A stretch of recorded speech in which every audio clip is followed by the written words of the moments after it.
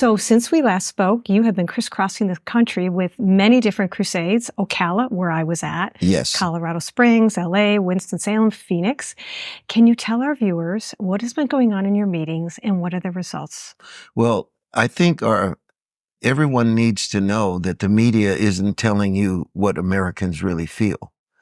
So they for their private power struggle, in order to hold on to what they've got, have got to paint a picture of Americans. And they love to throw out statistics about how they don't want God, how they don't want Christianity, how they don't believe in the Bible anymore. We are literally in a position where thousands and thousands and thousands of people are coming to us. And we are so lacking in workers. Okay. We had in one event 1,500 volunteers. Wow. And it wasn't enough. I thought to myself, 1,500 volunteers to pray for lost souls. Wow. But it wasn't enough. And we now have the phenomenon of, like in Los Angeles, a gang leader will bring his gang and they get saved. The whole gang That's amazing. gets converted.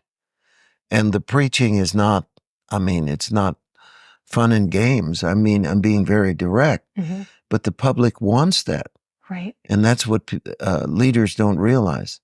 People are so desperate. They're so hurting. It would be shocking to say how many Americans have experienced a family member who overdosed and died. You're right. It's amazing.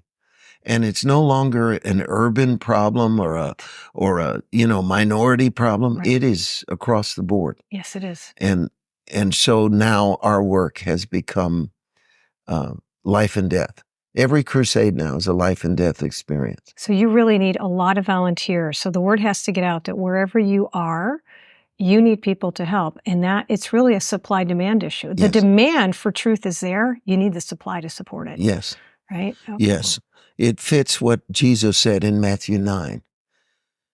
It says the harvest is great and the laborers are few. Yeah. That's the deal right now. That's right. And so our volunteer army, we meet on the Saturday before the crusade begins. And sometimes the tent is half full with volunteers. And that's amazing. But again, by the time the audience shows up, and sometime they're there at 4:00 for a 6:30 service. Like here. Yeah. And here we find ourselves on Saturday night. It's an upper room experience. The Spirit of God falls on the workers. They get very intense training.